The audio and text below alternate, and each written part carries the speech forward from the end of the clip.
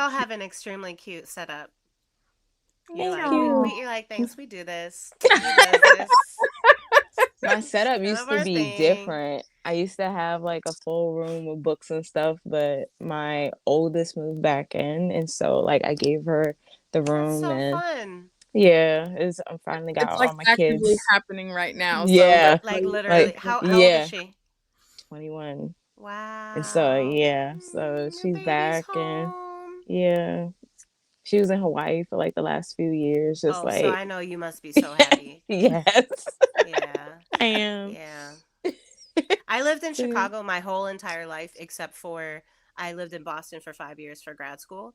And I have been back for a full over a decade. And basically like a decade now. I've been back since 2016. And my mom still will look at me and be like, I'm so glad you're home. I'm like, yes, it's amazing. it's really, I'm like, I know, Ma, it's okay. I'm a, Oh, I love Where'd you that. go to school in Boston? Because that's we're in Central Massachusetts now. oh, where? We're like 20 minutes outside of Worcester. Oh, okay, yeah, I know Worcester. Yeah, I went to Harvard, so I was, but I didn't live in Cambridge. I lived in Period. Roxbury. Right? Well, yeah. They always joke when someone's like, "I went to school in Boston." It's like, okay, but but the thing is, there are many graduate schools in Boston. There are many Yeah, schools yeah. in Boston. When someone's like, "I went to school in New Haven," I'm like, just say you went to Yale. Like everybody, it's not a lot. There's nothing else Nothing, happening right? in New There's Haven. You're nothing. not chilling. You weren't at New Haven Prep. Like it's not that. Um, but I love Boston, and I when I was there, I did a lot of like youth arts work, like youth poetry Hmm. and visual arts work. And so, and a lot of it was statewide. And so, one of my biggest co-organizers was in Worcester, and yeah, I spent a fair amount of time out there. It's great. Yeah, I love Massachusetts. Um, hot It's take. cool. I, Yeah, I was gonna say, it's fine. yeah, yeah. Well, The there's way that there's I'm there's dope people. There's dope people. the, They're yeah, they're yeah. the way that I'm screaming because I've actually never heard someone pronounce the R in Worcester. I know it's because I'm trying to not. I'm not trying to fake. I'm not trying to culture. Like I'm not a real Boston, So I'm not gonna be like Yeah. Worcester. I was in Worcester. It's like Yeah. I have such a nasal Midwestern accent, but I'm also not gonna be like Worcestershire. Yeah. No, I get it. But I do. I know I how to say Peabody, Barnstable, Yep. the Berkshires, Amherst. I know all Yep. the Quincy. Yeah. I I'm think the only literally from reason the it West works. Coast, so I have no idea I have about no any of idea. these places, No, All but I've these the places only way they're ever heard. not pronounced how they're spelled at all. Ah, exactly. Like people okay. will say Leominster when it's Leominster, and I think the only reason it works for me is because I have a New York accent, and Yeah. so it I don't have to.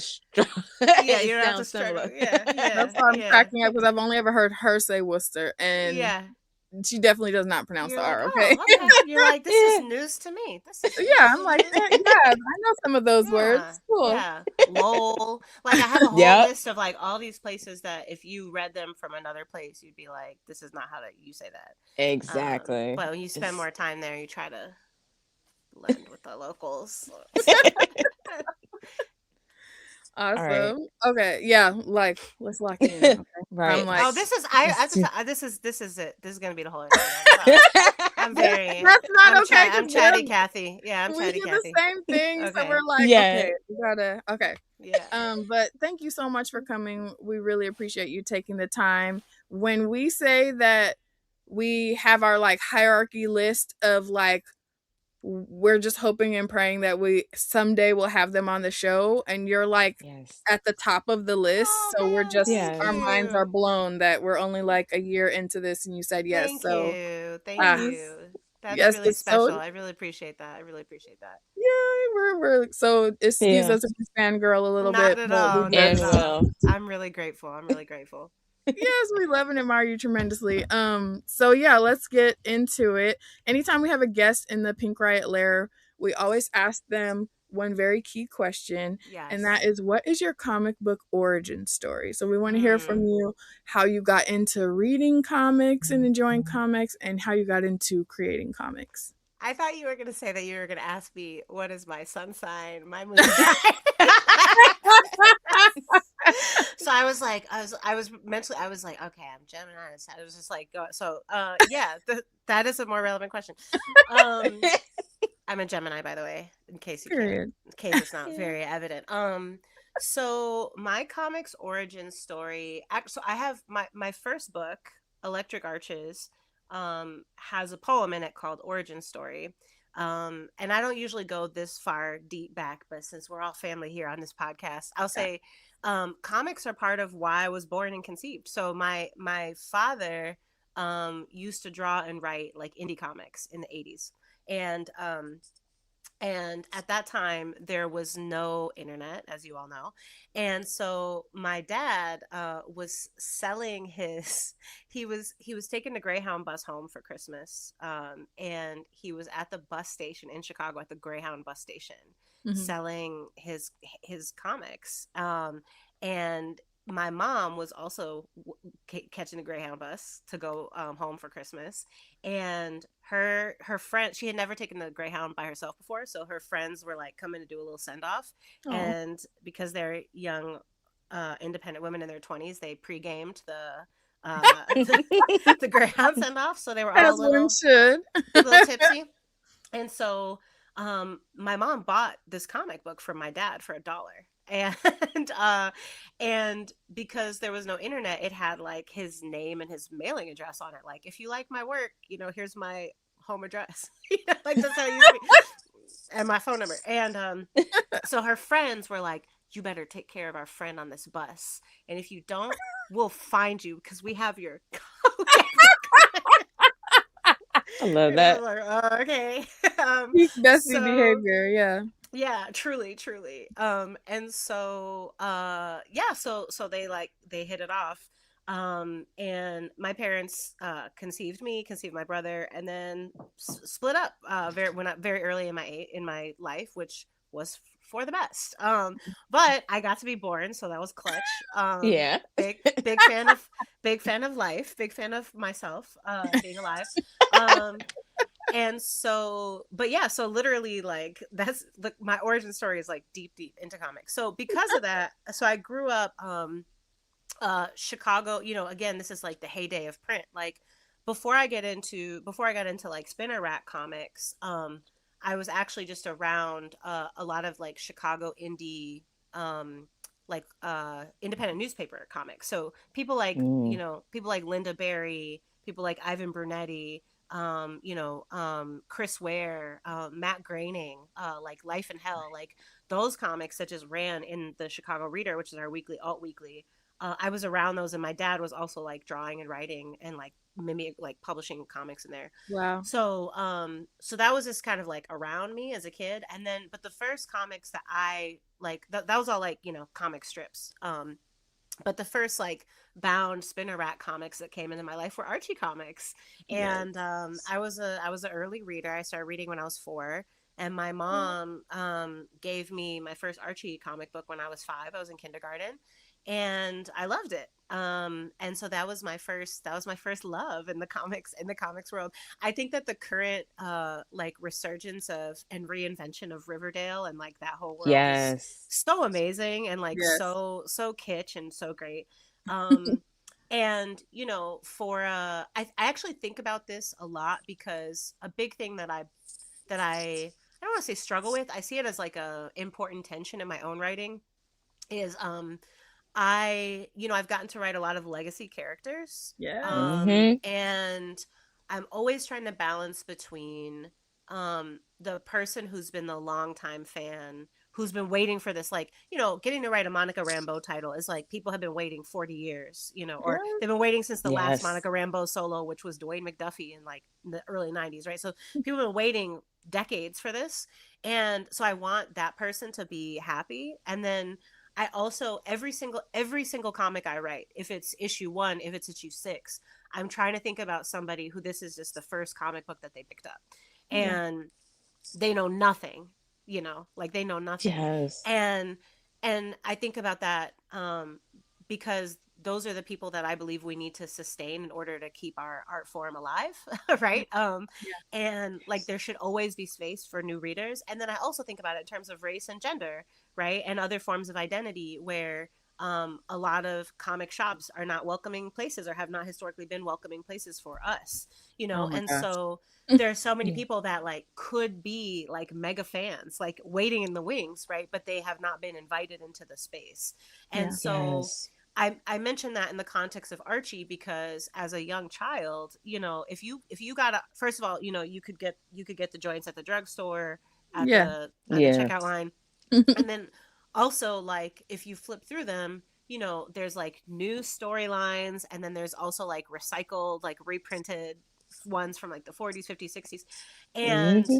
it's incredibly formulaic, it's incredibly repetitive, right? And Yeah. so as a little kid, I got to learn the basic language of comics, which is like, how do captions work? How do panels work? How do dialogue balloons work? How do flashbacks work? Like all those things, because these other points of entry were kind of set on easy mode, right? The Yeah. plot is like the same. It's the same plot. Yeah. Yeah, It's the yeah, same plot for absolutely. 70 years. You The know what I same mean? love triangle, all of that. Same love Yeah. triangle, which now, you're like deeply problematic. Like Yeah. what is really, It was. like what is really going But we ate it on? up. Absolutely. And did. And did. Absolutely. And it's like, it's funny now thinking about like, because now I write Emma Frost, and like the line from Veronica Lodge to Emma Frost is like this, you know what I mean? It's like Yep. the same, like, um, I keep it family friendly, but very, very C word behavior. Oh, Yeah.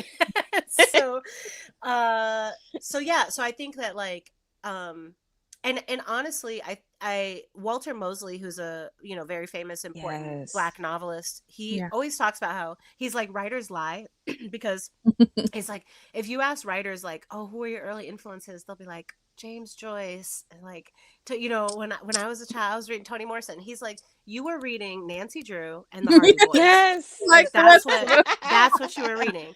And like I think that in comics, where especially if you do have a kind of outsider identity, you got to prove yourself, like the meme of like, oh, you're a fan of this, like name five, Yeah. like Oh that my is a god. real thing. And so I feel really happy to be at a place in my career where I don't have to be like, oh yeah, my first comic was, I was reading this Chris Claremont comics when I was 4 years old. Like, no, I was No. reading baby comics for babies because I was a Right. baby. And it taught me a lot. It taught me a lot about narrative and story. And so and yeah, so that's my comics origin story. I got into more like, then I probably went from that to the kind of like licensed comics of characters that I knew. So like Ren and Stimpy comics, Simpsons comics. Wait, Ren and Stimpy was comics? Because I don't remember Oh, the cartoon everything. show. No, but that everything was like crappy licensed. I shouldn't say they're crappy. They're Ah, probably fine. They're probably got fine. it. Somebody out there was like, I got my start right. But yeah, like in the same way that now, Boom does like licensed like Ah, Power yeah, Ranger yeah. comics or things like that. So, you could go into the drugstore and get like a Ren and Stimpy comic book. And Got then you. I got more into big two comics like in high school. So I had friends in high school that were really heavy into mostly I would say heavy into DC. One group of friends was like heavy into DC, and then I had a hardcore like X-Men and Captain America friend.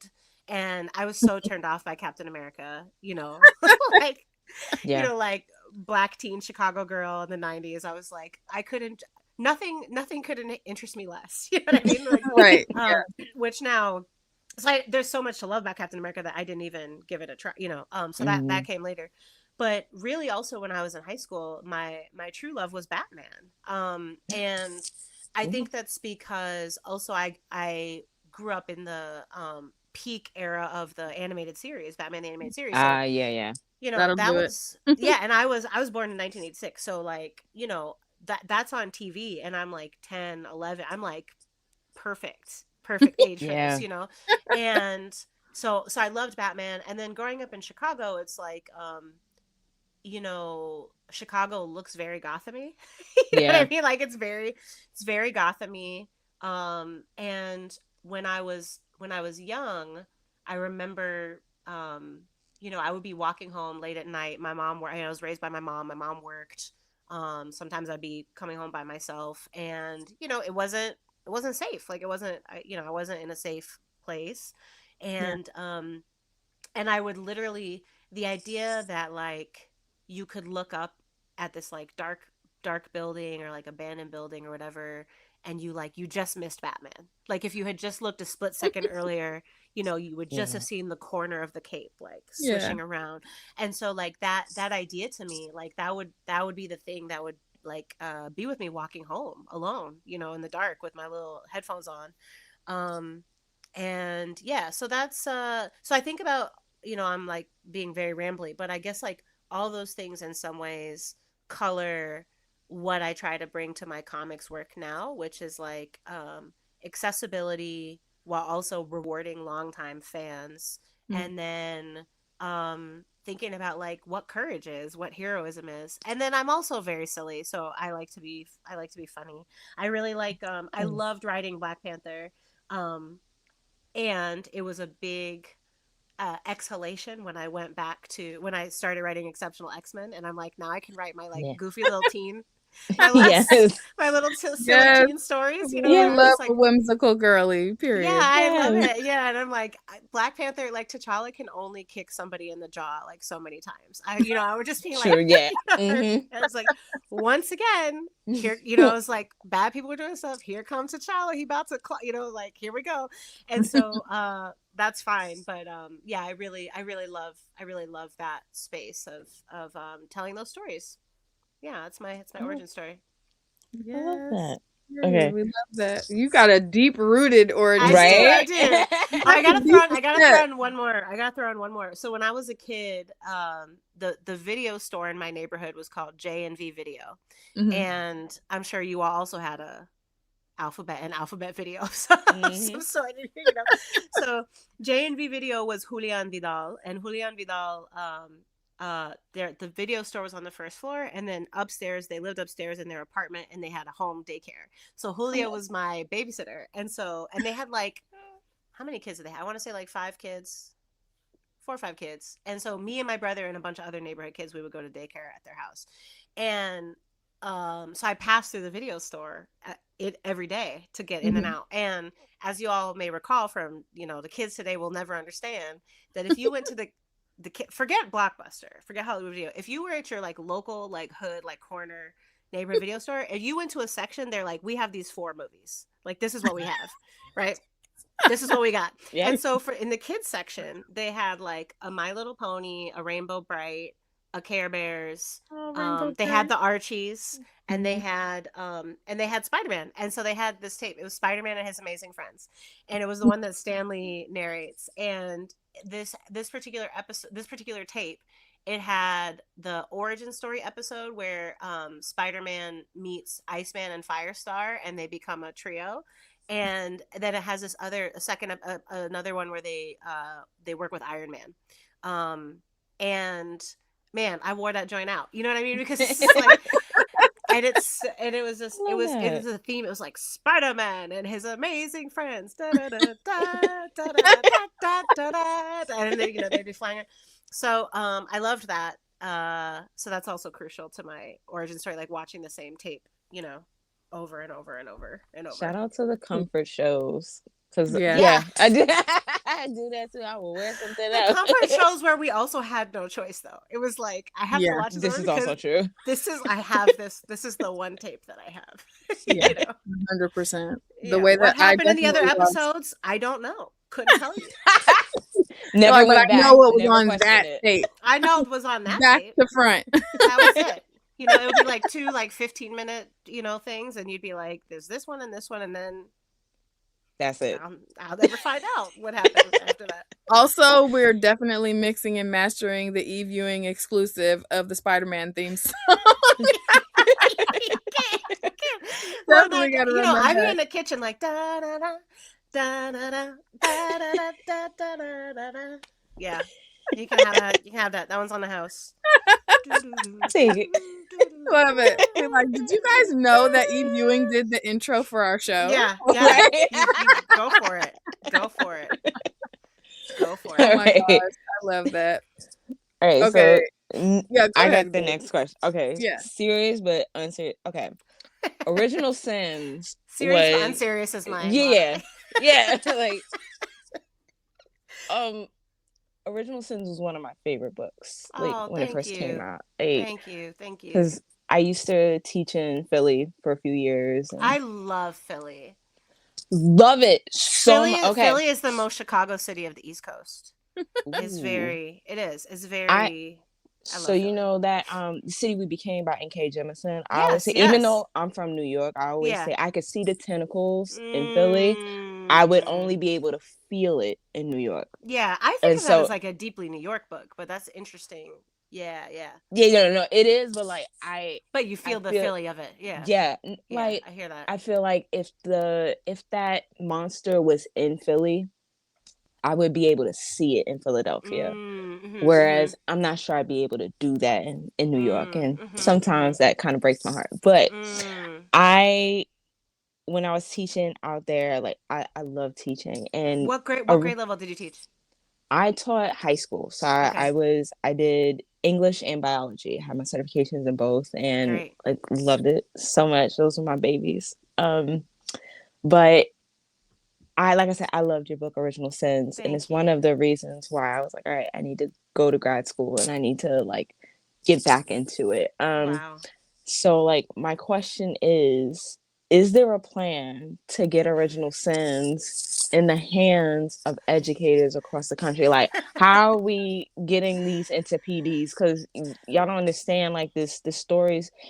She goes over the history of, like, how the public education system is complicit in white supremacy and assimilation and all of that, and how it harms Black and brown communities, specifically Black and indigenous communities. And I was blown away. It was so Oh, thank fantastic you, to see. Keisha. Thank you. Yeah, like it like to see like my teaching pedagogy like on paper Mm-hmm. versus Mm-hmm. something that we're just like talking about in abstract thought. It absolutely love. So how are we doing this? What's the campaign? How I can I help? appreciate you. Oh my gosh, you're so kind. I really appreciate that. That book was like, um, man, I pull it was that was I kind of joke that like writing for me is kind of like especially that type of project, it's kind of like an exorcism. Like when people are like, writing is my therapy. I'm like, writing is why I need therapy. I'm like suffering. It's like, the meme of the little boy in I guess like Master Chef Junior or something like that, where he's like stirring and crying like, that's me writing. I'm just like, this is like so, but I feel drawn to do it, and I feel like that book in particular, it took me the longest to write. It was really hard, so it really means a lot to hear you say that. And on a serious tip, I've been very privileged that when the book first came out, the Zen Education Project got a donation from a anonymous donor that was able to buy like $15,000 worth of books for teachers that they sent for Nice. free all over. And this was, if you think about the timing, this present was inaugurated in January of 2024, 2025. Mm-hmm. What year is it? Yeah, Oof. 2025. Mm. Ugh, January 2025, and the book came out in February. So the book was coming out amidst all of these conversations about, like, basically destroying the education department and this, that, and the other. So I feel really grateful about the ways that I hope the book can serve as a counter curriculum for the current authoritarian impulse in this country, and then also help people draw connections between what seems like the things that are happening now that have very deep roots in the fabric of the United States. So yeah, thank you so much. It's out in paperback as of this recording. It's out in paperback in like 9 days. So that's really nice because it'll be significantly less expensive. It'll be $22. Although the downside is when I was giving talks, when the first book came, when the hardcover came out, is I would tell people like this is also a really nice chunky book that you can use to like throw at a Nazi, like throw the book at a, like if if push comes to shove, it's like how can you use this book Yes. to fight fascism, like just as a projectile, just a Read it. bludgeon, you know yeah, keep it in your item select, keep it in your inventory and just hurl it at somebody. But yeah, I really appreciate you for that. And I think like one other thing that I hope people take away from the book is a lot of the book is about a lot of Original Sins is about the difference between schooling and education. Yes. And the the fact of the matter is that like schooling is something that we often feel like we have very little control over because it's in these institutional, state run apparatuses, and education is something that we can all do and that we do all do, right? And so that's something I hope people take away from the book is thinking about how like what is important to you and to your community in terms of education, and what does it look like to take a lead in that. Yeah, so thank you. That's really nice of you. Your check is in the Yes. mail. Just Oh my I'm god. gonna put on a blurb. Keisha said, Period. Yes. And do it. Yes. Look "Yeah, at the check. Period. Oh my gosh. I feel like that leads really well into your other question for number 5, Keisha. Oh, hold on. Keisha's Okay. like, Yeah. wait, we going out of order? Okay." Yeah. No. No. I was like, I wait, we try got. to Yeah. like go with what feels right with Yeah. the Right. flow of the conversation. Keisha said, hold the phone. Hold the phone. All right. So I guess that does because, like you said, your writing technique has been a lot of crying, but like, how has it been since Trump has been in the office, like in office? Um, yeah, how has it been? Which Yeah. medium are you leaning to, and why? Hmm. That's a good question.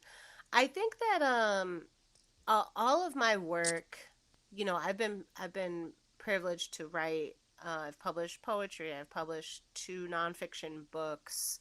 I've written fiction for adults, short fiction for adults, a novel for young readers. I be writing all these comic books. I, Mm-hmm. have written essays for most major American publications, New York Times, New Yorker, The Atlantic, all those. And so I've co-wrote a play with my best friend, and I've worked on some TV stuff. Yes. Come And on, every Ironheart. medium. yeah, I'm like basically all the things. Yeah, and consulted on some games. I think that's it. That's all the things. So that's like most types of writing. Yeah. That's like most of them. We just gotta And conquer TV next. well, I'm working on that. I'm working on that. And so but a through line across all the writing that I do, including comics, is that, um, a cool thing about comics is like you're picking up a thread, you're picking up a action figure that somebody else left in the sandbox that Mm-hmm. in some cases has been there, for 80 years. Yeah. Um, I had the privilege of writing a Spider-Man and Kamala, like Spider-Man and Miss Marvel, three issue miniseries, Mhm. and writing Spider-Man is like people have been writing Spider-Man since the beginning of time. You know what I mean? Like not really, but like, and so, but the Original Sins is also like a deeply archival work. My third book, 1919, is a book that is all about archives. It's about the Red Summer. And so, what all this work permits me is the privilege of a long lens on history. And Mm. I think that also the gift of one of the many gifts of blackness is that being a black person in the United States disabuses you of the myth of progress very, very early.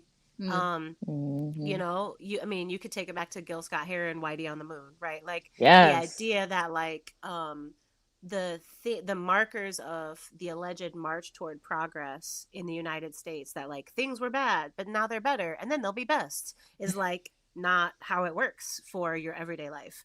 Um, and so that is a gift. And what that means is that I have always in my work tried to be catalyzed by the urgency of the moment, while also never debilitated by the crisis of the moment, if that makes Mm. sense. Yeah. And so that means like I'm trying to do what I need to do regardless, and that for me the urgency is always like the urgency is like all the time, Mm-hmm. um and so there's nothing, I guess like the one kind of like practical difference is that um last year for the first time I had a university basically say like, well, we were going to have you come, but now we're not sure if it's legal for you to come speak in public at Oh, our university, right? Yeah. Because yeah.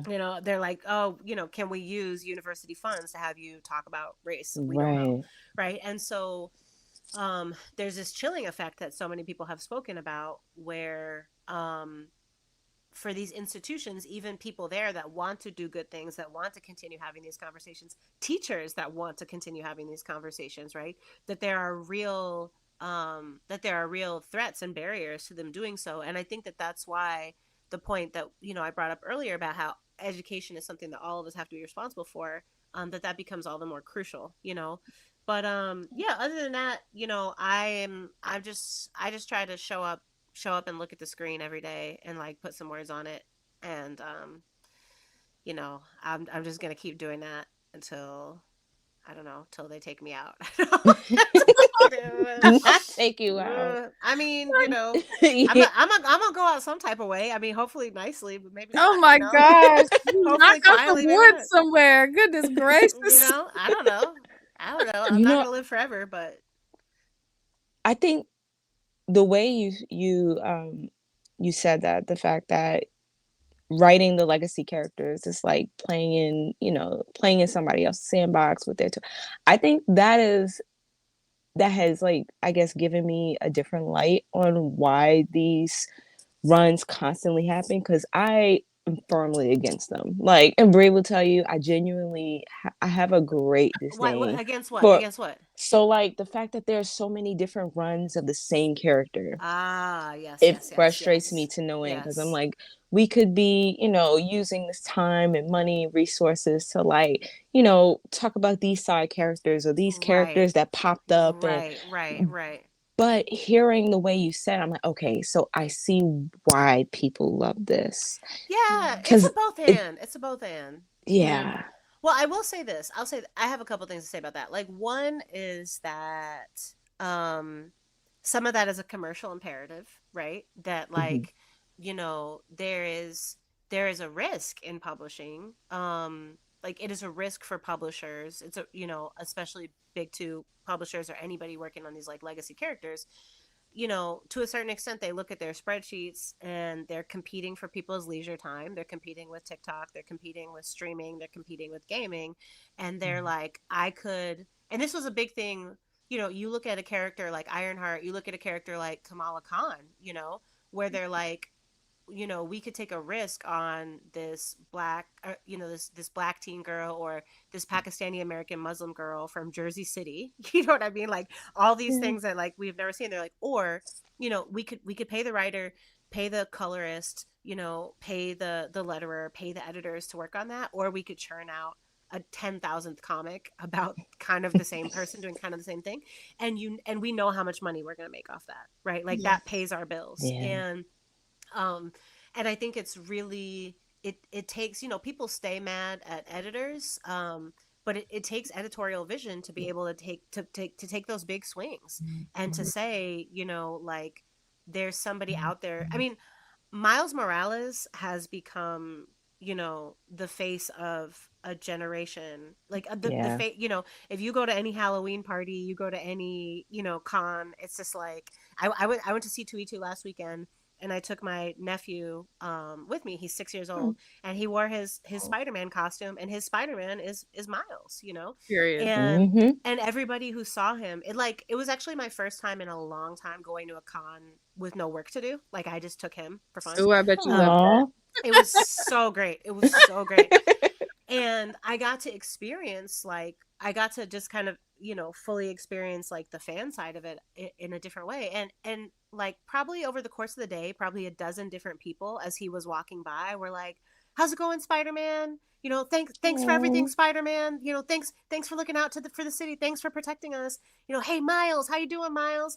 And obviously his name is not Miles. And Right. every time somebody was like, "Hey, Miles," he would turn his head, right? Like, Mm. oh, they're talking to me, right? Right. And they're like, thanks so much, Spider-Man. I'm like, you're welcome. And for that moment to happen, so people had to take a risk on taking this iconic, beloved character. I've had the privilege of traveling all over the world, and all over the world, kids love Spider-Man, Yeah. right? you know, Mhm. in Palestine and Thailand and South Africa and Guatemala, kids love Spider-Man. And to say we're going to take that and we're going to try something different with it, and then to see how it succeeds beyond anybody's wildest dreams, you know, Yeah. how the Spider-Verse Mhm. films like transform what we thought was possible of of Yes. the medium, right? um and so when you take those swings, as you said, on those other characters, it's risky and it can pay off, but it's really tough. It's really tough to not stay stagnant when at the end of the day, you know, this is a business. Yeah. And I think like I feel really grateful. You know, when you talk about origin story, like part of my origin story as a comics professional is so tied to Ironheart, and at the time it was, you know, it's not fun to write a character that people hate. Like they hate the character, they hate you for writing the character, you know what I mean? But at the same Yeah. Mhm. time, sometimes I look back at that and I'm like, it was actually such a privilege to be able to write somebody for whom people had so little expectation. You know what I mean? Like, people don't care what Riri was doing. Nobody was like, you know, people, people every single day as we are having this conversation, we are talking, and right now somebody somewhere is mad about Peter and Mary Jane and their relationship and their not relationship. Like, Oh my somebody is waking goodness. up, somebody somewhere in the world is heated, okay? Heated about this. Nobody cared what Riri was doing. And to a certain extent, there was so much creative freedom for me. And this goes to your point, Keisha, and then I promise I'll wrap up this dissertation length answer, but like something that my one of my best friends, Evan Narcissus, who is Ooh. really like one of the world's experts on Black Panther. Like, he's like, That's Yeah. you know, yeah, Evan knows stuff. And Evan is great. You guys, you should have him on the show. He's wonderful. He'll say yes. And he talks more than me. But something that Evan says that he always, and he said this publicly, he says something he loves about Panther is he's like, every time a black writer touches the character, that like they something about the character flourishes that wasn't there necessarily before, right? That you find something, you find a way in, you find something complicated. And I think that's true of all of these characters. And you know, when Ta-Nehisi was writing Black Panther, it was a Mhm. huge deal. You know, so many people talk about first comics, like so many people, that was the first comic book they ever bought in their life, right? Because it yeah. was like, Yeah. it was the time, it was the era, it was Ta-Nehisi, it was the juice that he had, and it was all that. I mean, I remember there was a feature in the New York Times that was about his writing process and, like, you know, him looking over the past issues and stuff. And but people pay a lot less attention to him writing Cap, right? He wrote Captain America, He did, yeah. and he would say, like he has said, like in some ways that is almost more of a historic moment, right? Like, what does it mean for you know, the nation's like foremost black intellectual, public intellectual, most well-known public intellectual, up, you know, with like alongside like Cornell West and, you know, Skip Gates or whatever, like what does it mean for him to take on this character that like wears this shield and that is emblematic of everything at this point? You know, Case for Reparations had already come out, in which Ta-Nehisi says America is a kleptocracy, right? It is a nation built on theft. So what does it mean for that person to say, you know, I have a take. I have a take on Steve Rogers. And contrary to what angry people on the internet will believe, um, when black writers or black feminists, or, you know, people are like, she's gonna hate T'Challa because she's a black feminist, and I'm like, why Yeah. would I spend my limited time on this earth being like, I'm gonna write an issue where like, you know, everybody just like whoops on T'Challa, and like, you know, his milk goes bad in the fridge and he trips and falls and busts his face, and you know, he gets a parking ticket. Like, why would I spend my one wild and precious life being like, I'm gonna unearth my like vicious black feminist agenda on destroying this character? So like, you know, similarly, Ta-Nehisi writing Captain America is not every issue Captain America looking dead into the camera and being like, I'm a loser, you know what I mean? Like, that's silly. Yeah. And so what he reveals, the questions he asks are so interesting. And I think that that's true, and that's not that, you know, that is elevated and more obvious around questions of race and gender. But I think that that to me is the most interesting thing about, you know, new writers taking on a new run, is like, what does this mean? And I think for me, when I have the opportunity, when somebody asks me like, "Do you want to do this project or that project?" The question I always have is, "What is my unanswered question as a fan about this character?" Right? Mm. Like, what is the thing Mm. about them that like doesn't make sense? Like, oh, that doesn't, you know, Daredevil, like, how are you a Catholic, but like you out here, beating people up, or like, Mm. how, like, how does that work? Monica Rambeau, like, you were the leader of the Avengers, but every time you were supposed to be the leader of something, you were sidelined, right? And Mm. you are one of the most powerful people in the Marvel universe, and like we never really see that. Like, you're always like just on the side. Like, what is that about? With Riri, my question was like, why is it that a young black girl who lost her best friend, her father, and her stepfather to gun violence, who's being raised by a single mother, why would her mother allow her to be out here superheroing? And like, what is her reason for doing, like, what is her why? Like, I don't get it. And also my other question for Riri was like, who loves you? Like, what are your relationships? Like, who are your friends? Like, Yes. what are you about? And so I go in, and if I don't have a question like that, I will politely pass. And I've passed on projects before where the character is cool, the headline would be cool, like it would be neat, it would be a high profile character, and I'm like, I don't really have a question. Like, I don't really have anything to say about that person. And I think that under the best of circumstances, that is what is allowed when different creators, different voices come through, is that you bring those questions to the character. And that's why, you can read a million different versions of Batman, and they're not all going to be the same, and that's why somebody like Matt Fraction can like write a Hawkeye story and Mm. suddenly make Hawkeye cool. You know Yeah, what I yeah. mean? Like, Yeah. yeah, I all shade, all intentional shade to Hawkeye, who is indeed corny. I'm Yes. Yeah. That's fair. I sorry. That's think fair. that's the strongest argument I've ever heard, because nobody's really been able to explain it outside Well, of And it it's just works. It being works if you have an angle, right? If the right. angle is just that this person A is burnt out, and we still need to sell 11,000 of XYZ comics per month to keep the lights on, that Mm-hmm. and they don't want to do it no more because they got something else to do.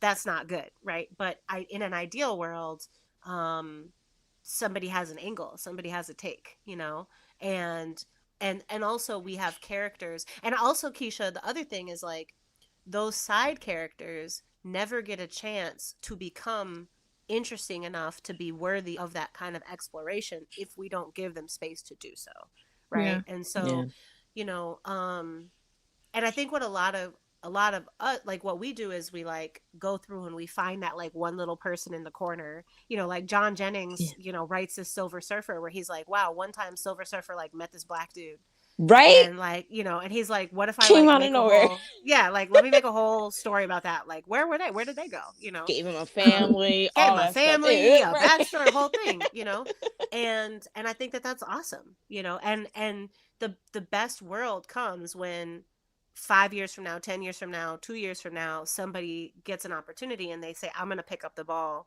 right? And like, what those kids like, now I want to tell their story, and I think that that's when it works. It's like the coolest thing ever. I could go on Agreed. about this forever, but like for No. Yeah. like Riri, like in Ironheart, the two people that I did not create but that I tried to make important were Riri's mom and Xavier, who's her best friend, her neighbor, who kind of becomes her best friend. Yeah. And though neither of those are characters I created, but they were people that I saw at the edge of the frame. And I was like, Riri needs like a homie. Like, she needs like a non super person to like talk to. She needs a non Tony Stark person to talk to. And Yeah. and I went through and I read every single issue in which she had appeared, and I read all of Bendis's stuff. And there was this one panel where her neighbor Xavier comes out and is like, "Hey Riri, like, how you been?" And I was like, "You, like, little boy, come over here." I'm like, "I need you over here." And he becomes so important, and he's, other than Riri, who is my literal child, he's my favorite character in that run, because like, he's funny, he humbles her, You know, he loves her. Like, he cares about her outside of her powers and her abilities. He keeps her accountable. He tells her, like, I think your choices are bad, you know? There's one time where she's like, "Oh, I never thought about this," and he's like, "That's because you ain't never had a job. Like, you don't." And Mm. she's like, "Okay, first of all, being a superhero is a job. Okay, so it just doesn't. I don't. Do I make money? No, I don't. But nevertheless, and in the show, like, just seeing him come to life was just like, I was like, oh, that is my baby, like, that is my child, you know. Yeah. So yeah, so I love, you know, Kamala has Bruno. Like, I just think, like, these other characters that flesh out the relationships that a character has, you know, whether it's Alfred, you know, whether it's Aunt May, like, these are the people that we really ride for, you know, and that help make those characters feel real. Wait, you touched on those characters being your babies and how awesome that was to see them on screen. But can we talk about you being an actual Easter egg? Oh, my cameo, my I was cameo like, with Shanaka, yes. yeah. Yeah, it's funny because yeah, Shanaka, so Shanaka Hodge, who is the lead writer on the Ironheart TV show, I've known Shanaka for, I don't know, I guess we met in like 2015. And prior to us meeting, we had a lot of mutuals because she's a poet. And I so, love that. and you know, Black poets, we all know each other. Yeah. Everybody Yes. is either best friends or they have beef. And luckily, I do not have beef. I love Shanaka. I adore Shanaka. You know, she's like everything. I love her.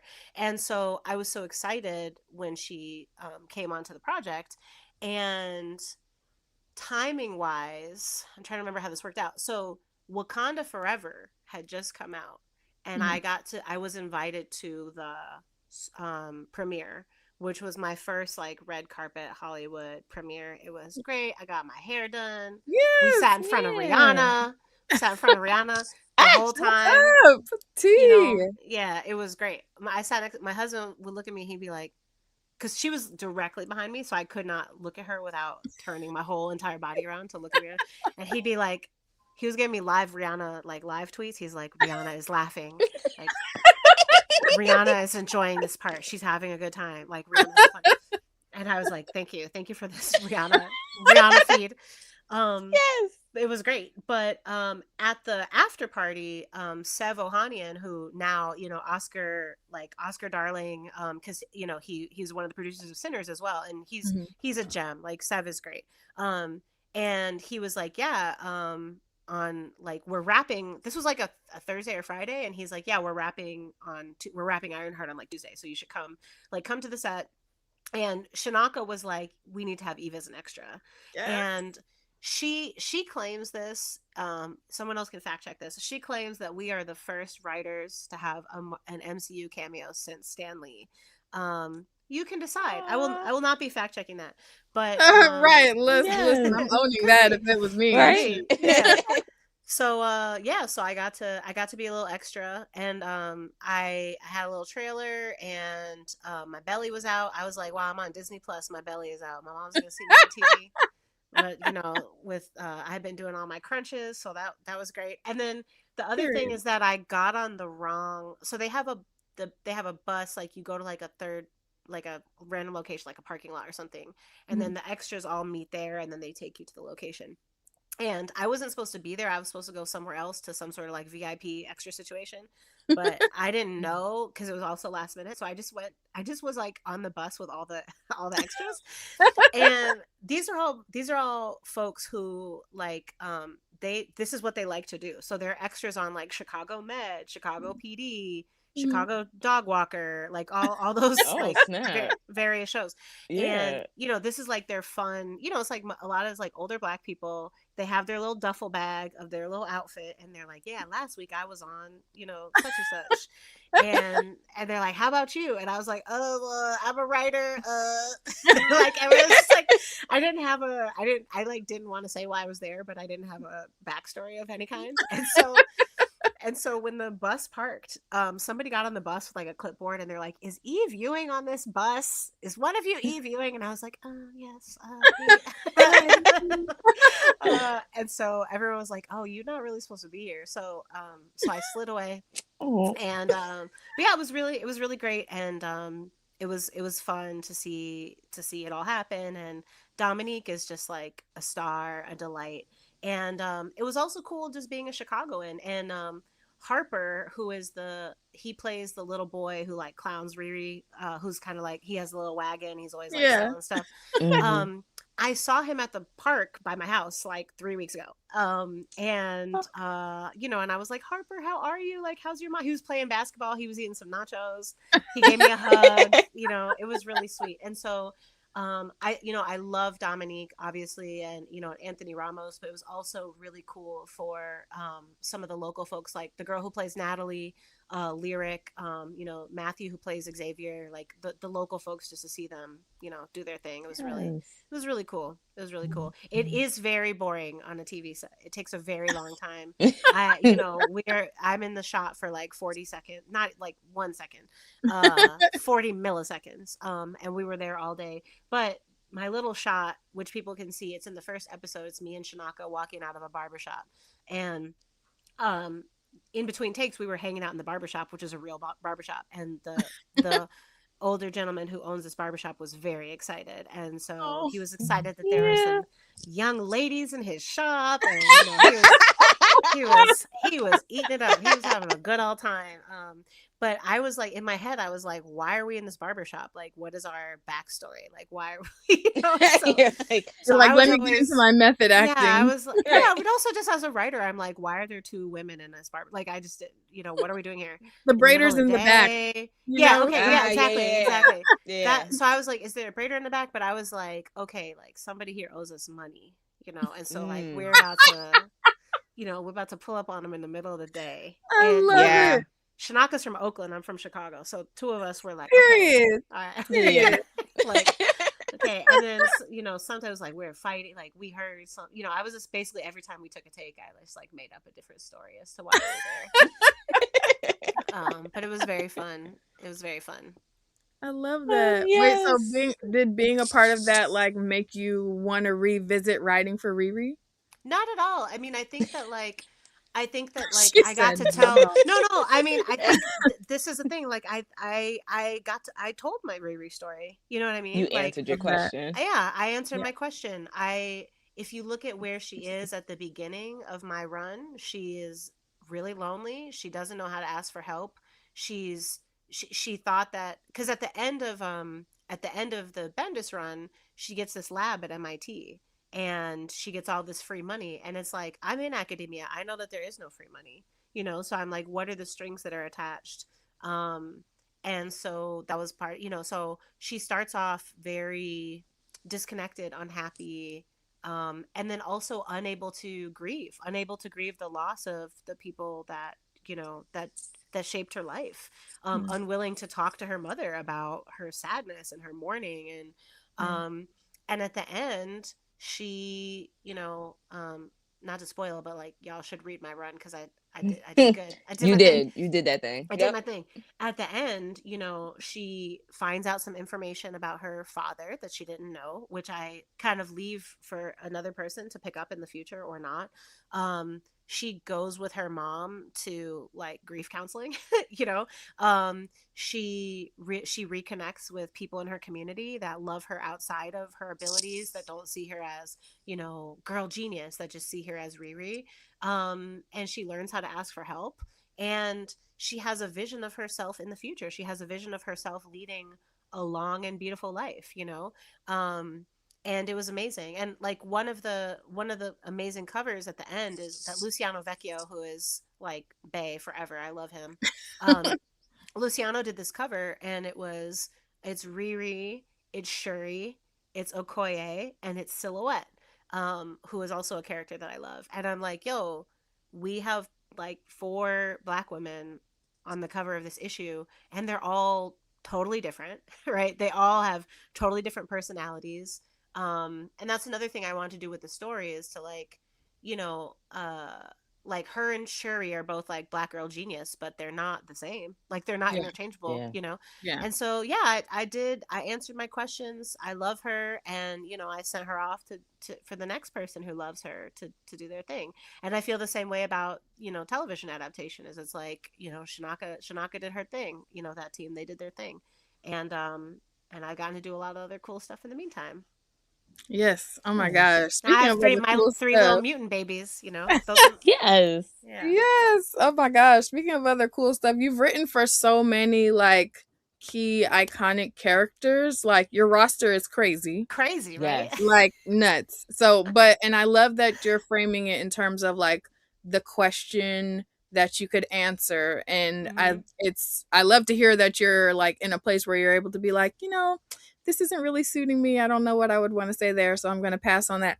That being said, of the all of the characters that you've written, which would you say has been like your favorite? Oh You gosh. must pick a favorite You child. must pick a Oh favorite child. man.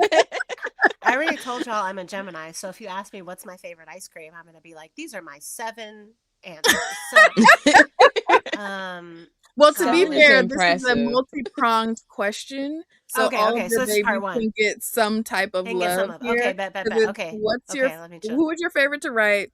Who is most like you? And who is Ooh, the most challenging to write? ooh. Okay, okay, okay. My favorite to write. Well, I mean, the real craft answer is that everybody has to be your favorite in the moment that you're working on them because Mm, you have to get so into their head of like what would they do, what would they think, what would they say. So there's a little bit of recency bias.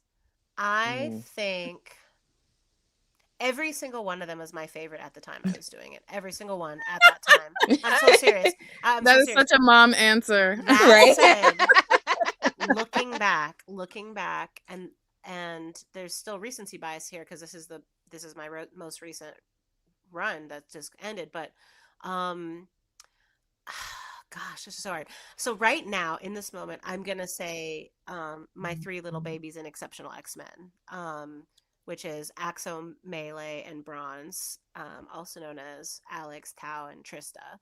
And I think it felt really cool to. So those are this is my that was my first time writing a run where most of the cast, like the main leads of the cast, are characters that I created myself, like Mm, brand new. And like you said, I've had the chance to write all these iconic characters, most of which I didn't come up with, right? Like I'm very heavily associated with Riri, and I feel grateful that I've done a lot to help shape who she is. Actually, at the Wakanda Forever premiere, Brian, that was my first time meeting Brian Michael Bendis in person. wow.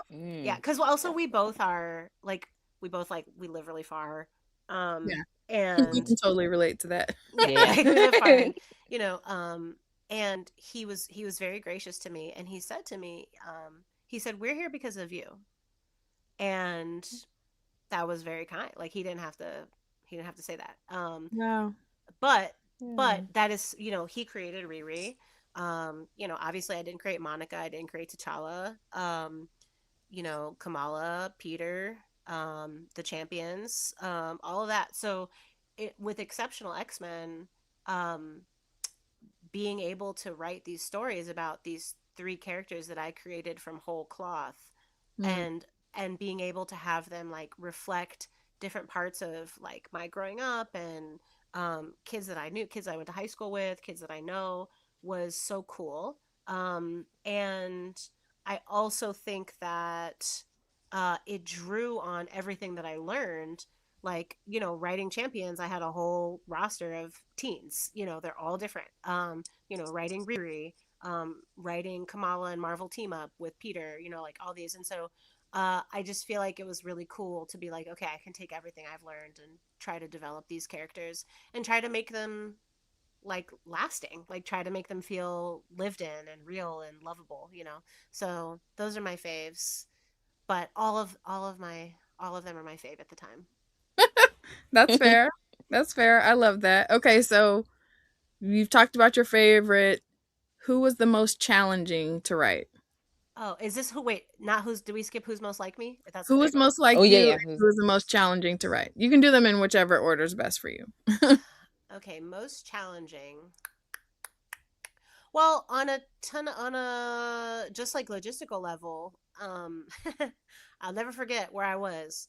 I got an email from Will Moss, the subject line Black Panther. I'm like, I guess he's gonna. What could this email possibly be about? He's like, we want you, like really truly. I was like, I don't know. And then he's like, we want you to write Black Panther. I was like, what?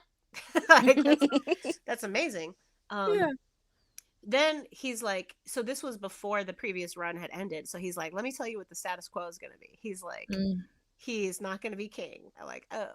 He's like, he's not going to be in Wakanda. I'm like, oh. Like, he's not going to be Black Panther. I'm like, okay. So Ooh, so yeah. talk about like picking up the ball. Like, Yeah. I don't believe in blowing everything up that came before. I'm not going to have him be like, ah, good thing I woke up from that dream where I like lost all my, Yeah. like page one, like, good thing I woke up from the dream where all that stuff happens. Like, no, I got to start.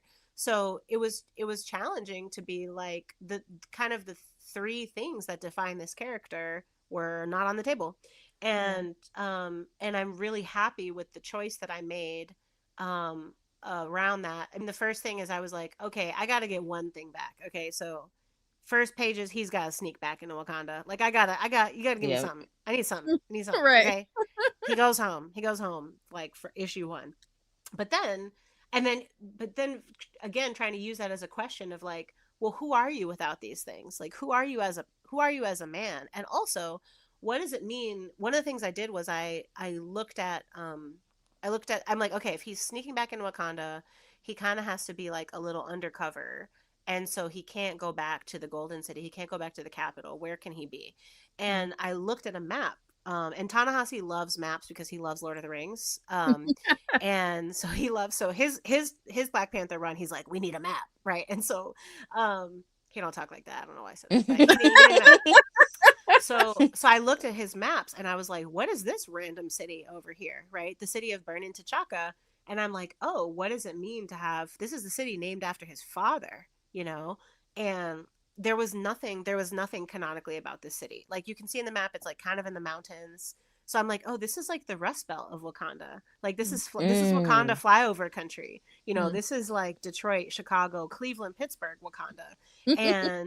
And so then that was really interesting to me. And I was like, T'Challa walks around being like, I'm the protector of the realm. Wakanda is me. I am Wakanda. Black Panther is me. Like the Black Panther is the sovereign symbol of the nation. But I'm like, do you really know? You really know your country, right? Because this is Mm. part of the country Mm. too. And so that was super fun for me. Definitely as a Midwesterner, I loved it. Chris Allen went crazy on the art. Like highly recommend. Just it is a feast for the eyes, and he really leaned into the architecture. Like, what would the architecture of this other city be? And we had a whole backstory of like it was a mining city, and like really again drawing off that Mm. kind of like Rust Belt, post industrial. And then the other thing I thought about is like, okay, we know nobody in Wakanda is poor. Nobody in Wakanda is starving, but that doesn't mean everybody in Wakanda is rich, right? Right. And Mhm. so like everybody's fed, everybody has shelter, everybody has medical care, but that doesn't mean that they're all like balling. So I was like, what is that part of Wakanda like? You know what I Yeah. mean? Like, what are they, so, we have a scene in a Wakandan barbershop. We have a scene where, folks are outside kind of like debating in public, kind of like old school Harlem style, like, and so that was really fun. But it was challenging though it was challenging to just start with like so many of I don't know if y'all play Super Smash Brothers. I love Super Smash Brothers. And like Yes. I love items. I'm a big items player. And so when people are like, we play no items, I'm like, I was just gonna throw a Pokeball at your head this whole time. So like now I'm like kind of out of ideas. So that's how it felt. And so and just knowing that like the fan reception of that, like it was frustrating for fans as well. But I had a lot of fun doing it. I think that challenges and constraints are interesting as a writer, so Period. Okay, so So, you were like, I was up for the challenge. yeah. Otherwise Handled. I wouldn't have said yes. Yeah. Otherwise I wouldn't have said yes.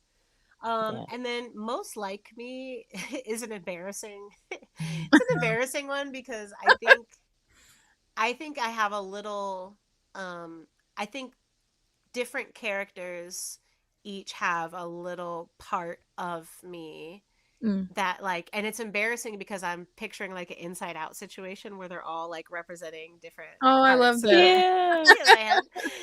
And so Riri is so like me in so many ways, but without she's very antisocial. She doesn't ask for help, right? It's like it's like parts of myself. I drew on a lot of knowledge of like what it's like to navigate academia, what it's like to be a Black girl in Cambridge, you know what I mean, like in these elite institutions. Yeah.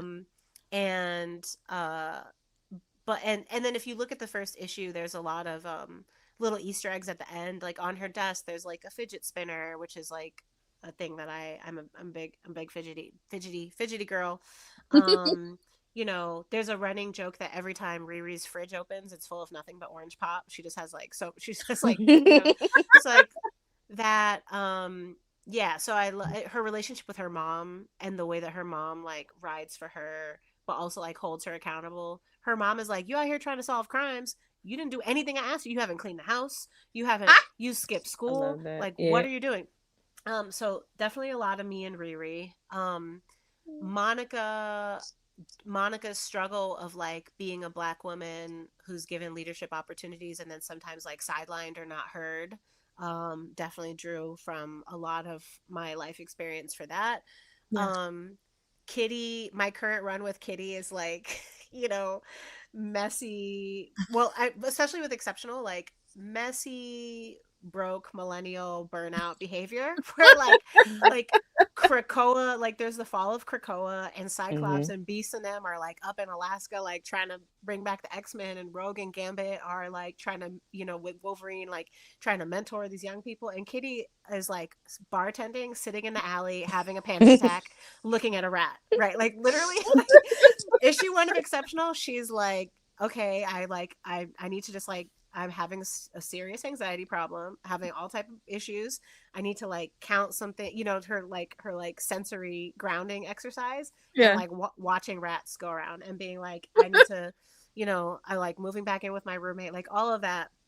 um you know, horrible, you know, f-boy behavior with her, like dating life, just like all of that, like just like messy, you know, me several years ago, not me now, I'm a grown responsible adult, but just like Yes, that yes. era.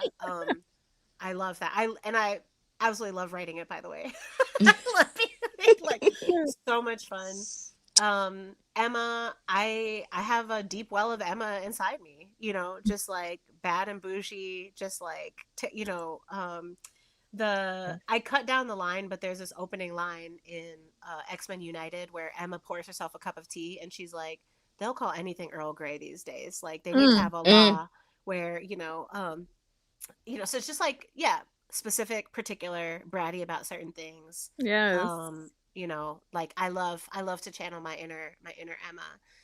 And then all of the three, my three exceptional kids, right? So like uh Tao, her like hot-headedness and like preachy like me as a teen, like uh ideologically holier than thou at times, like pretentious, um acts without thinking, like hot-headed, all of that was me.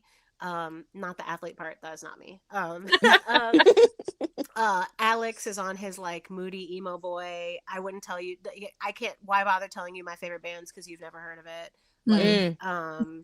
oh, this is popular, I can't be bothered. Like that is, you know, love that part of him.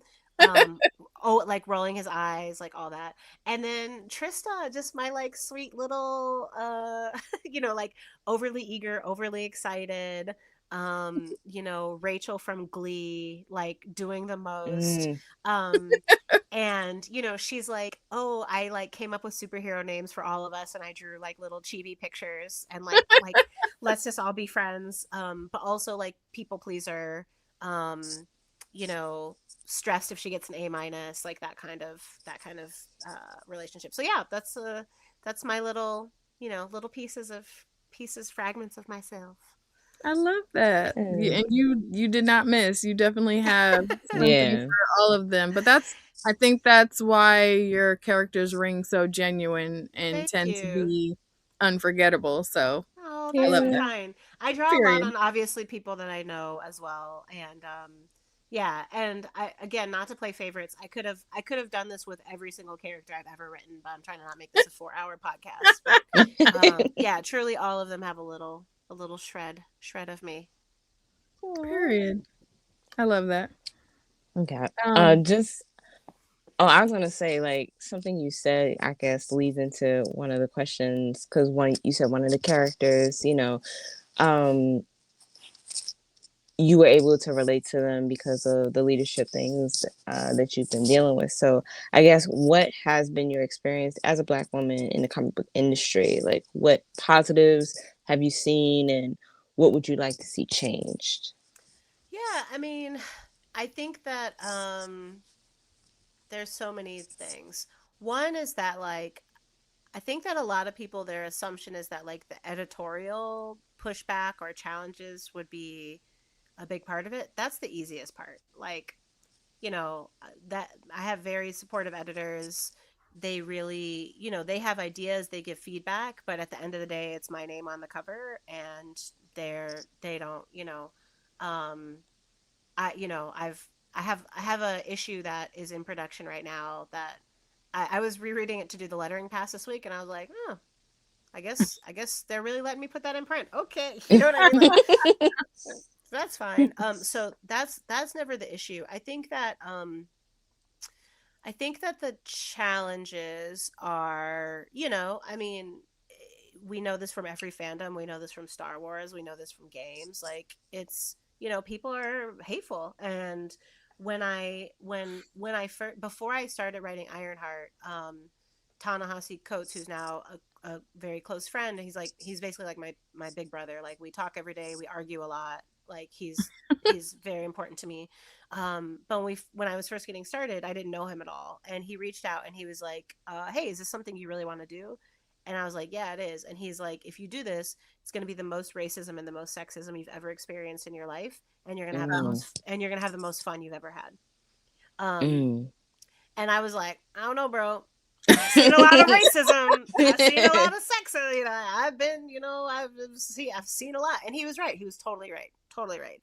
And so, Mm. just this, but I think that like, one benefit that I had is that I had already been writing. I'd already been, I was a big kind of Black Twitter person, so my threshold for just dealing with like random people on the internet was like pretty high.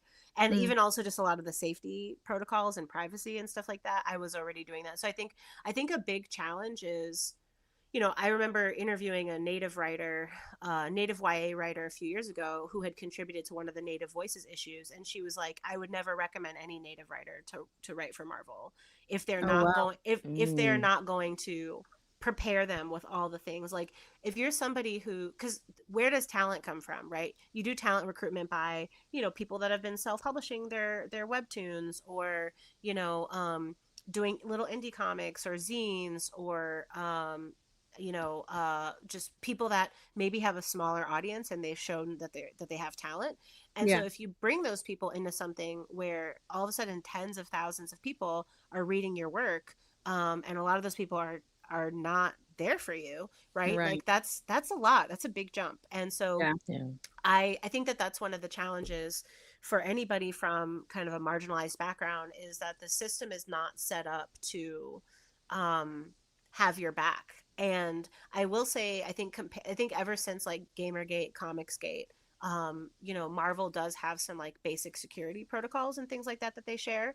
And but they can't protect you from your feelings getting hurt. You know what I Mm, mean? Like, they can't yeah. protect you Yeah. from like people scaring you or freaking you out. So I think that that's just really challenging, and I think like that's true of so much stuff on the internet. I think another challenging thing is that something I've struggled with a lot, and that I am still trying to like work out and work through, is like how to so mentorship is very important to me. I'm a professional writer that has no degrees in writing, has no like professional, like, most of what I know I've learned through mentorship and practice.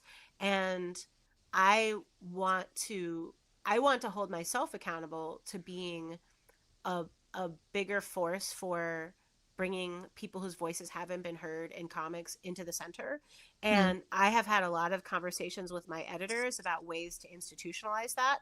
And it is really hard when it's like a big corporation with their IP. right? And so, for example, I've talked about like, doing things like fan contests or training programs or boot camps or things like that. And it gets really tricky because they are very freaked out that like, somebody is gonna, and this has happened to me too, right? Like, um, there are only so many ideas in the world. Like, somebody submits their proposal where they're like, what if Spider-Man was a dinosaur? And you like glance over it, and then 15 years from now, a different person has the idea of Spidey dinosaur, Dino Spidey, which actually is a real Yeah. thing in Spider-Verse. Mm-hmm. And then that person is like, they stole my idea, right? And like we see that all the time. And Yeah. so they're very skittish about that. And it's been tricky for me to think about how to um, mentor people at scale so that I won't keep being the first of this and the first of that and the only of this and the only of that, Hmm. in ways that like allow people access to these opportunities and like connections with these editors while working around the IP issue and the capacity issue, right? And so like that's just something that that's like very nitty gritty, but it's on my mind. Like I would love to, and I'm speaking out loud that someday I will be doing like, like a script boot camp, or, how does a comic get made, like beginning to end, like that type of thing. And I also feel like if people do something like in television, you can apply to be in some of these like TV and network workshops. And then at the end, your work will be reviewed Mm-hmm. by those folks, network folks. And Mm-hmm. if people see that I'm a Marvel writer and they want to learn from me, it would also be nice to be able to offer them material access to Marvel opportunities, which then requires me to do things with the company, which then means doing things on the company's terms that they are more skittish about, right? So that's Yeah. just Yeah. like that's like a very wonky answer, but this is something I am puzzling through. I think that that's, and then the best part is like, you go to cons and you see little black kids and little, kids of color, like, and it's awesome and it's the best thing ever. And I think that like, I remember I did a signing for Photon #1, and, having like a 7 or 8 year old black girl come up to me and just be like, not that surprised to meet me. She's like, yeah. Oh, she's like, you write comics? I was like, yeah, I do. She's like, oh, me too. I'm like, oh, tell me about your Mm. comics. You know, like, Yes, yes, queen. I want to She be said peer. unremarkable. Yeah, yeah, right, yeah, exactly. Us too, us comics writers. Like, I want to be unremarkable. I want to be commonplace. I want us to work on the next person to be the first, the first, the first. And and I feel excited about the ways in which I can see the possibility of that. And I feel responsible for like practically, logistically speaking, like what am I doing to ensure that that happens? What am I doing to ensure that that young person has like a pathway into this industry? Um, and so that's a puzzle that I'm trying to to untangle at this time. I can't We wait love for it. we love an Yes. earnest, well thought out answer because you're like, Thank I you. haven't Thank you for quite these figured it out, but I'm questions. working on it, girl. Yeah, yeah, yeah. No, I appreciate that. I appreciate. Yeah, I mean, people are like, "Oh, you're the first black person to do a mainline X-Men story." And I'm like, "Oh yeah." Like at this point I'm so, I'm so used to I mean, I was the fifth black woman to write for Marvel in the company's history. Starting in 2018, I was number 5. Now 5 is a great number because E is the fifth letter of the alphabet. But aside from that, and so, You're like, so it's coming. since then, yeah, and then I was like the first black woman to write black, and so like at this point I'm not really counting the the first anymore. I'm like, dang, that's crazy, Yeah. uh but I would like to, what am I doing to mentor the 10th and the 20th and the 30th and the 50th, and to make a path for them is what I'm kind of thinking about now. Wow, we love that. Yes. All I know is whenever you do get ready to do that workshop, we got to be top of this list, babes. Yeah, yeah. Do you want to Yes. write? Do you want to write? You want to write comics? I do. Okay, great. Eventually. Great. Great, great, great, great, great, great. Let's do it. Let's do it. Let's do it. Period. Yeah. Yeah, let's make that a 2027. Let's make it happen. Yeah. Hold Yes. me accountable, people. Oh, 100%. Yes. Not too Look, yeah. Polite. accountable because the girl is tired, but just Yeah, yeah. hold me moderately accountable. How about Eve that? said, talk to Understood. me nice, okay? Yeah, Right. please, please. I'm so tired. Period. That Okay. goes into my next question. Because you started out, you said you read that question. So, how do you balance everything you do as a hyphen, mostly hyphenate? Yeah, I don't. I mean, I'm about to run after this. So me and two of my friends also purchased a coffee shop bookstore this Yes. year, and so I'm doing that. And you know, my teaching practice is incredibly important to me. My family and my friends, my leisure time. I like biking. I like video games. I like sometimes reading comics for fun. You know, like gardening. I like being around my dog. Me So too. yeah, baking. So, yeah, I don't. I balance it poorly, probably like most of us. And I think the difference is that I don't see that balancing well or balancing badly as like a personal failure. I'm a sociologist, so I'm trained to think about systems. And so I'm always thinking about like what are the systems in place in my personal life and in the world that make it easier or hard to do things, to do multiple things and to do them, you know, at least moderately well. And so I think the best advice I always give people is like it's a principle I live by is like I always forgive myself for what I'm not doing. And Mm. so like right now I cherish this conversation with y'all. I love chatting with you. And by us being here, there's like 20 other things that I'm not doing. And that's okay. Like I can't. I had to pick a Can't thing and do this it. is the thing Yeah. I picked. So, you know, so like whoever's emailing right now has to wait, you know? Um, and so I think that that's a big thing is like I forgive myself for what I'm not able to do for like what I'm not able to do in a given moment. Mm. And all the basic stuff. I'm very listy. I'm very calendar full. You know, I live and die by a calendar. I'm very organized.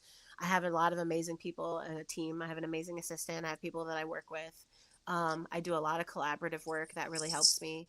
And I think the other thing is just at the end of the day, I just try to, you know, a lot of my heroes, like, you know, people like Audre Lorde, people like Lorraine Hansberry, you know, like Black queer women who lived short lives, like, you know, who didn't live to see the age that I'm at now.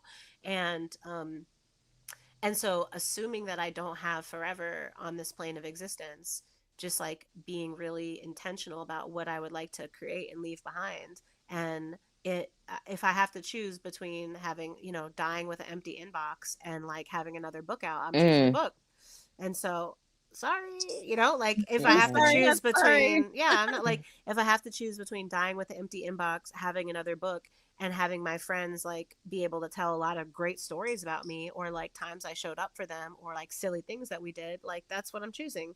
And so, you know, um, those kinds of things help me uh, just navigate the day to day where like, you know, sometimes I'm with a friend and I'm like, oh, let me see my calendar, and I pull it up, and they like physically, they're like, I just threw up a little bit, like, I like, um, and I'm like, oh, this is not how everyone's life is, but I love what I do, and you know, I get paid to write essentially fan fiction. You know what I mean? Like I'm like, what if Spider-Man did this, and then someone gives me money? Like that's awesome.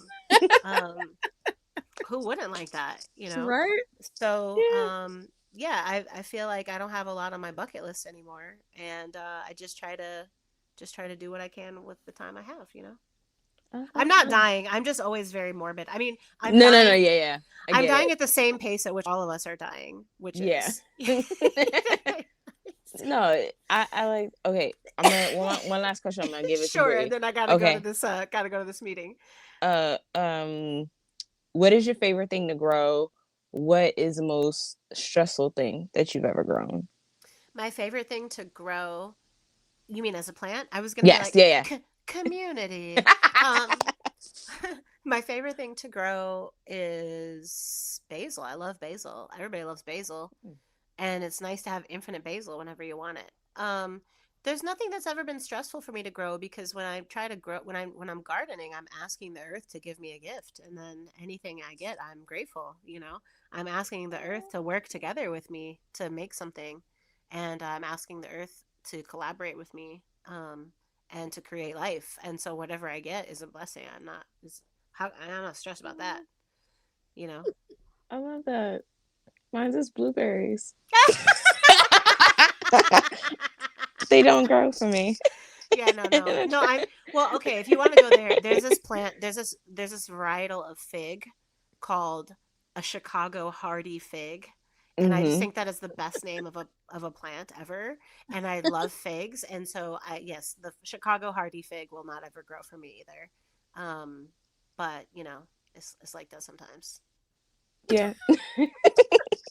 All right, Bree, you got the final Yes. Okay. parting Well, I shot. guess we will keep it cute. I'd love to hear what you can share with us about what you're currently working on and what is coming up soon. Yes. Okay. Currently working on X-Men United, currently writing. The Hellfire murders were just announced. So yeah, we're doing these like Hellfire mystery with the X Oh, the gang. fits are so cunty for that. They're so great. And Yes. also, guess who just is Luciano, who was Ironheart was his like that, we grew up together. So that's Yeah. that's my boo. Um and then I'm working on a proposal for my next book, which is going to be a social and cultural history of bread. I love bread. Talking about bread, how you can talk Okay. about race and Yes. colonialism and migration and all these things through Yes. bread. So look for my bread book No, no, in. please. Can I get it? I'm working on that. I'm working on it. I'm working on it. Can we all get it? Can I get it? I don't know. Yes. We'll see. Um, my next book that is coming out in 2027, and it is a collection of poetry for children. And it is silly poems along the lines of like Shel Silverstein. So it's like poems about like putting a grape in your nose, like stupid, like I love extremely that. ridiculous. So that's coming out in 2027. And then what am I forgetting? And then I'm developing a TV show. Um, Mm. the TV world is like I've had two pilots get bought and then not go. So I've Mhm. I've written two pilots and then so the odds are not great, but the work is fun. And I think that's it for writing You stuff. really Yeah, are just collecting mediums like Infinity Stone. I Right. am truly, truly, except without the mass murder at the end. But yes, Yeah. Yeah. yes. Yes. Well, Oh, thanks y'all so much. I'm gonna dip. I'm gonna go. I mean, honestly, the bookstore is such a joy, and my unapologetic plug is if folks are in Chicago, around Chicago, go to Build Coffee and Books. It's so much fun. So, and we sell zines and little indie comics, so that's cool too. Uh, yay. yeah, I We'll make sure appreciate we y'all. add all the deets for that so Thank people can you. support you. Love Thank it. you for the Yeah. great conversation. I really appreciate it, and thanks to everybody out there who's reading. Yay. We Thank can't wait to you. have you back. We will Yeah, please Yes, definitely do, be yes, please DMs. do, please. please do. Bye. Um, Thank you. Later. So do I have to? You're gonna stop the recording, and if you Yep. could just I definitely found more. All right. How many variants are there? 11. Damn. Go ahead. No.